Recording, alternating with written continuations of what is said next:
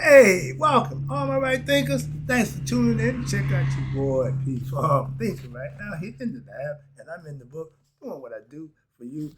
Nice little lesson. We're gonna talk about the temple of Herem Akhet. Who? The Sphinx. Let's go. Right, this is 25 Rules to Live By. I got some nice history for you. 25 Rules to Live By. Storyteller. Story with a message. There's a message in my stories for life. I give you life lessons. You tune in and receive them. I appreciate you. We got a good thing going. Let's do what we do. Right thinking mission is to enlighten, inspire, educate, and motivate you, the individual, to a higher spiritual level of enlightenment. Right thinking's way of life through mental and spiritual discipline practiced daily will help and guide you to obtain your goal of reaching spiritual enlightenment, aka know thyself. My mission is that all right thinkers know thyself. If you're a right thinker, your goal is to know thyself. You see where we're going with this. So let's get it together. So I asked the question, do you know you? Well, when I get through, that's what I do. It's rhetorical, but if you know how to answer for yourself, tune in. I got you. A person who knows not and knows not that they know not is foolish. Disregard them. A person who knows not and knows that they know not is simple, but you can teach them. That's why I do what I do for you. Appreciate you too. Stay tuned. I got more for you. You know how we do. A person who knows not and believe and think that they know is dangerous. Avoid them. I do. A person who knows and knows not that they know is spiritually asleep. I can awaken them. I'm the spiritual alarm clock here to wake you up with knowledge of self. That's what I do for you. A person who knows and knows that they know is wise. Follow them. All these persons reside in you. Right thinkers, know thyself and two, Maya, be true. We just got finished talking about Herem Akhet, the Sphinx. So I'm gonna give you a little more information about that because this is good stuff. And I'm gonna show you something right quick. This is my business card. Okay, my calling card. Okay, you see that?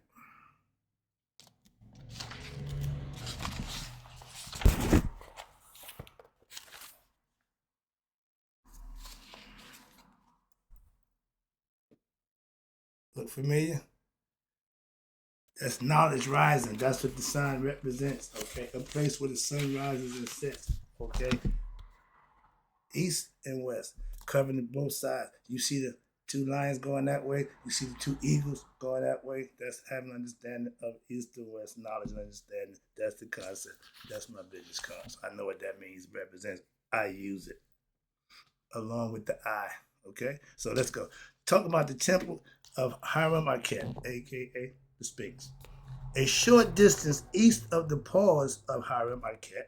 I'm gonna use his real name, not the Sphinx. For most people who know about the Sphinx, know about the real name. Well, I know about the Sphinx. Okay, but that ain't the real name is her HER/EMM Akhet, AKHET. Okay, Het means house, Ak means place, her means you. A short distance of the paws of Herem Akhet stands in what? An ancient temple, which was once the last major monument to what? Be discovered at Giza Plateau. They already found everybody, this is the last one. Although excavation of the site was not begun until the 1920s. That's a long time. That's over 2,000, almost 2,000 years. The stuff just there. Okay, so okay. But it wasn't until 40 years later, in the 60s, that the temple was studied in detail, and the results of the study were revealed to the world. What did they find out? This is amazing stuff. Herbert Ricky, a Swiss archaeologist, spent 3 years researching the structure, and he concluded that it was the oldest solar temple ever built in Kemet. What that mean? That's ancient, old. Egypt ain't ancient or old. Kemet is. Ethiopia is. Nubia is. Sudan, all those are the real names of places. Y'all done came and changed it. Now you don't know who the hell is where. Oh, it's the Middle East. What the hell is the Middle East? Moving on. Stop. Get out of there. All right. But what he did, he found out what? An article published in April of 1986.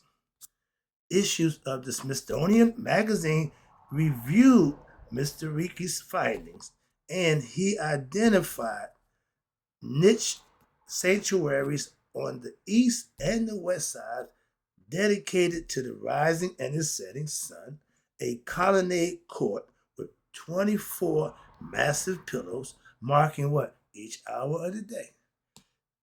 And 10 or 12 statues of the pharaoh Khufu. Khafre. Those are two pyramids, Khufu and Khafre. But you see one of the great pyramids, that's Khafre. Khufu didn't want to outdo his dad, so he made sure his was just almost the same but not as big, so he didn't want to show up his dad. That's respect.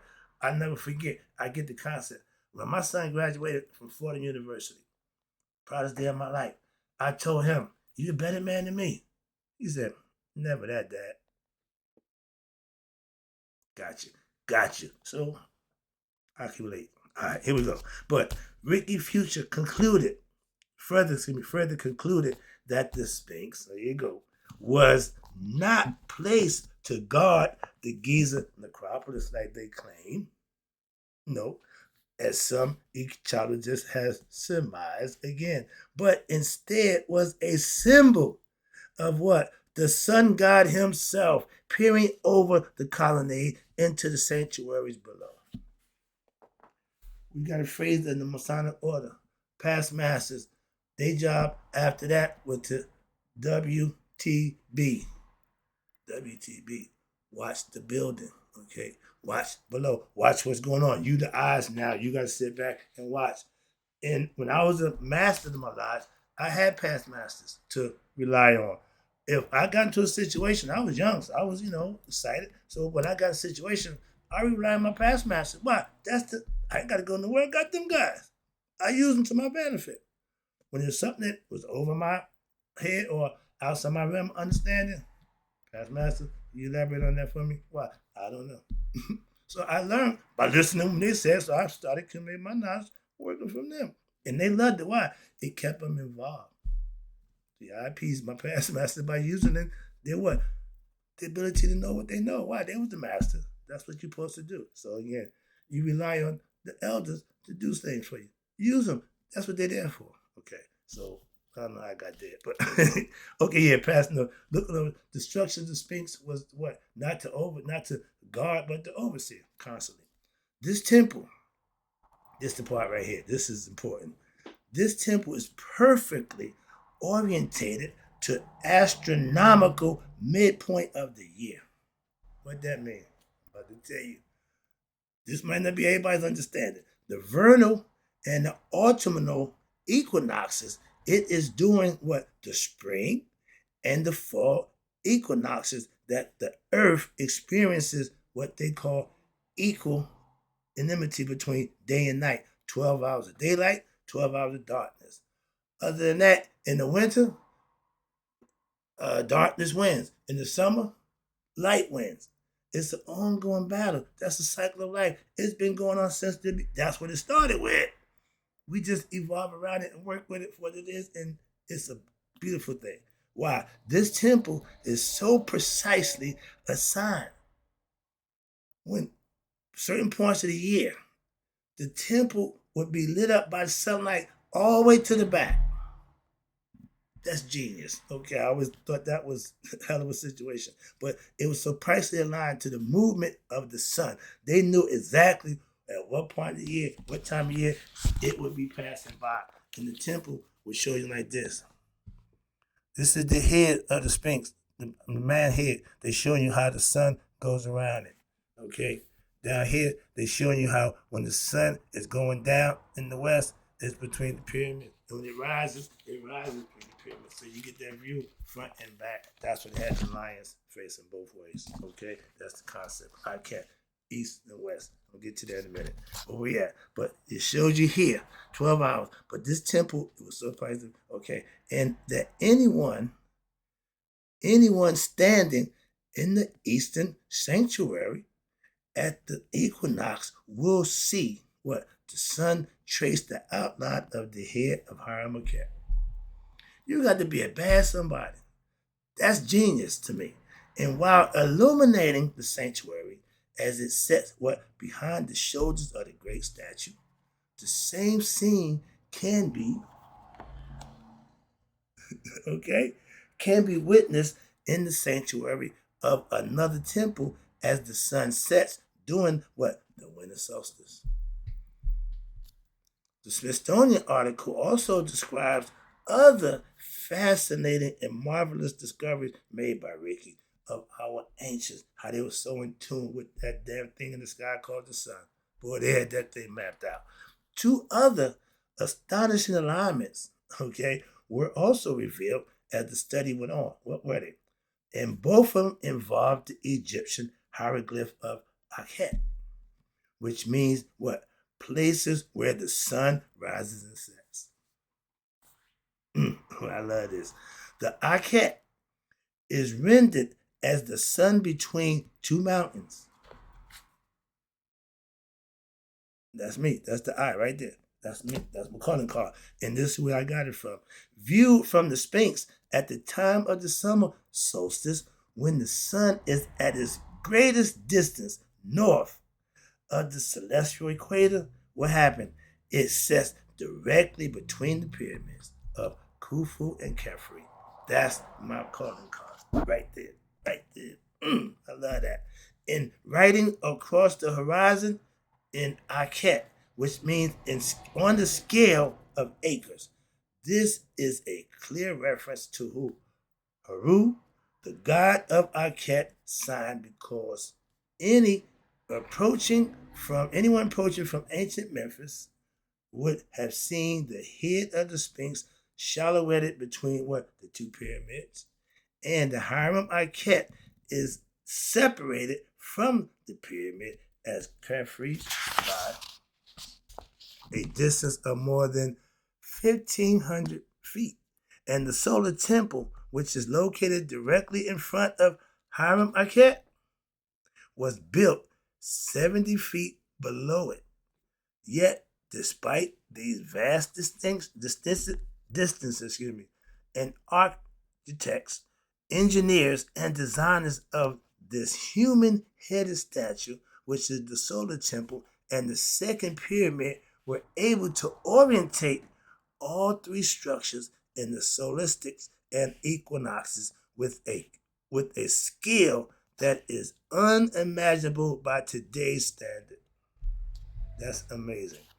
To many, the buildings at the Giza are much more than just monuments of the dead. Au contraire, mon frère. Let my man say. My man on Saturday morning college. Not so fast, my friend. Okay? These ancient edifices are the signature of God-like men shown and written in what? Stone across the sky, that they serve as a physical reminder of what man once was and level of godliness he must aspire to attain. I love that. Now, remember when I was a kid, we had Johnny Carson, okay? And he was one of the best late night show hosts. He did his job. Okay? He's a professional, true professional. Okay, but he did a thing where he was mimicking the Egyptian pharaoh from Karnak Temple, the old Karnak the Magnificent. Let me read about what they talk about him. This is good stuff right here. The knowledge and the power of the priests in Epet Asu. I'm about to take you there with Great Temple of Waset. And the Karnak Temple, the greatest temples ever built, was often humorously parodied by Johnny Carson, a former host of The Tonight Show, in a series of skits in which he played Karnak the magician. And we got a story where Senna, the young kid, learned how to read messages before he could open the letter. So what they're showing, he would read the letter before they open it, then he opened it, and what he said with the letter, that's what he mimicked. And there was a story about a kid who did that. All right, but that's what he's mimicking. All right. So now you had Karnak the Great, what? Sage. I had to get that in. I couldn't wait to get that one in. From the East. Doing this, you know what? All the wise guys, everybody wise come out the East. You notice that? Everything wise come out the East. As a traveling man, you looking for wisdom, so where you traveling? To the East. When you leave the East, you should leave with knowledge. When you go there, you knowledgeable. When you leave there, you should have knowledge. That's what it says. When you leave the East, you should have something. All right. But the great sage from the East, doing this routine, the Karnak would what? Gaze into the future and provide the answers to questions before they were asked. That's the same concept. All right. So now the questions were secured in envelopes, which had been hermetically sealed. Okay. You know what that means? Vacuum seal, like that type of deal. In what they call mayonnaise jars. All right.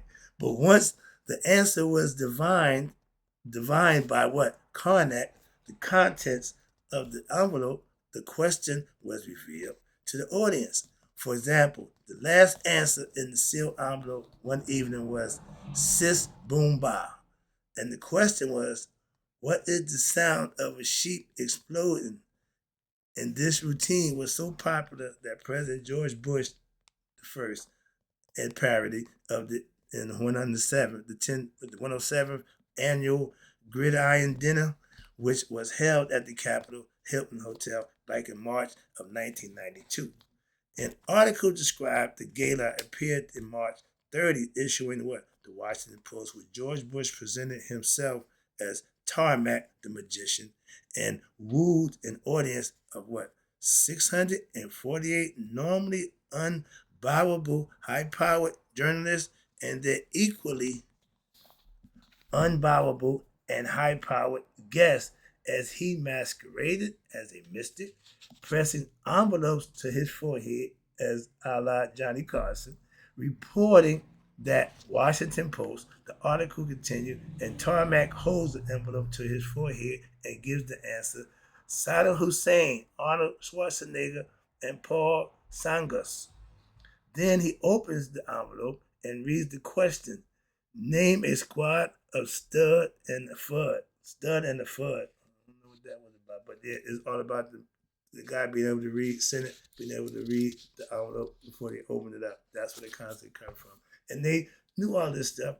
They parodied it, had fun with it. So it's all about learning and understanding. And back then, it was all a big joke. But the concept, they understood. They knew. Okay? So, and I want to get one more thing in here. The temples was all built in what? The human form. I'm gonna buy it because I got a bunch of fluff here, and I don't know how I feel about fluff. All right, so I want to get to the good stuff. And this is the site I want to talk about right here before I wrap it up. See here the temple? This is the feet, there go the legs, there go the thighs, there go the body, and there go, you know what's up here? The Holy of Holies. If you know anything about religion, you know that the Holy of Holies is only where the high priest goes, okay, to communicate with God. Did you know that? So that's where God resides in man. That's the perfect example. That's why I didn't get that angle. I got a different angle I'm about to go now. So I'm about to break it down for you real quick. You see this? That's the church building, the temple. It's built like the human man. From the feet to the legs to the thighs to the body to the head. And when you get to the head, like the Kundalini serpent at the sip right here, that's where God dwells. And when you get to that pineal gland, they know that. They knew that. They try to get you there by hook or crook. And that happens. That's where God is. That's when you find God. I'm trying to tell you that. It ain't a secret. Why everybody with God? You thought, man, that's God's transmitter. I tell you, that's God's bug. Why? Everybody got a pineal gland in their brain. I just showed you the floor plan of what they call the Shem Yeti Aput. That's the temple in Luxor. Okay, that's how it was built in Ramses, in honor of Ramses. And it's with the figure of Ramses II superimposed. That's his body. The big statue you see out there at one time, that's Ramses. Okay, and they building the temples to mimic the human body. We all understand it. Everything for a reason. I just want to break this down for you. I get out your way. Okay, I see the clock. I can beat the clock. That's floor plan. What it illustrates is the concept of the temples is man. And this is the basic layout, and it consists of, the first one is 5 parts. The first is the foot. That's the outer pylon.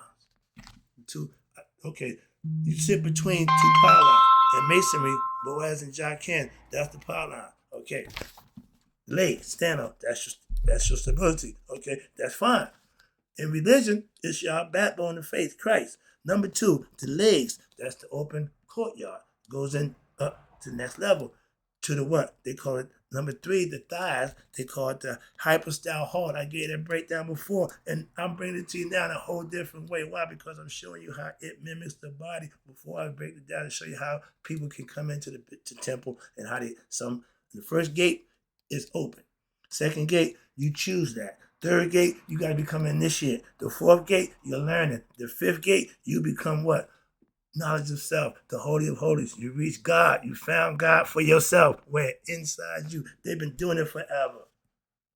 Excuse me. All right, let me get to the third one. The third is, again, the hypostyle hall, the next level. You come in for the public, general public. You got the outer courtyard. That's how everybody hang out. The third is where the hypostyle hall for those who want higher what? Education.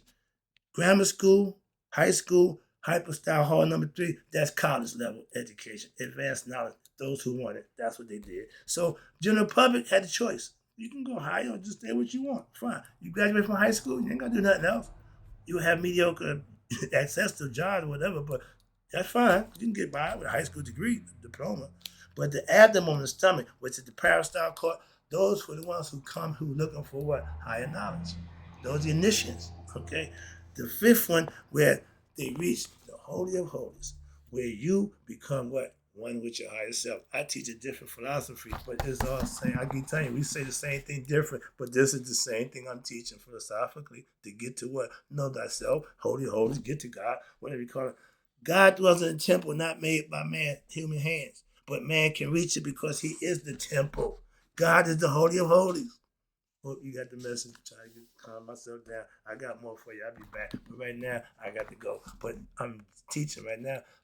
Tidbits. I don't want to take too much, give you too much. So I hope this is enough to get you by. I'll be right back in a minute. Don't worry. This should tie you over. But now I'm teaching something that we should just know about us. That's all. All right. In closing, right thinkers. Man, you all need to be 100. I mean, 100 minus a day. So I never learned my right thinkers. So now I understand what Herem Akhet, the Sphinx, who passed away. Good stuff. I'll be right back with more for you. Hope you're enjoying it. I do.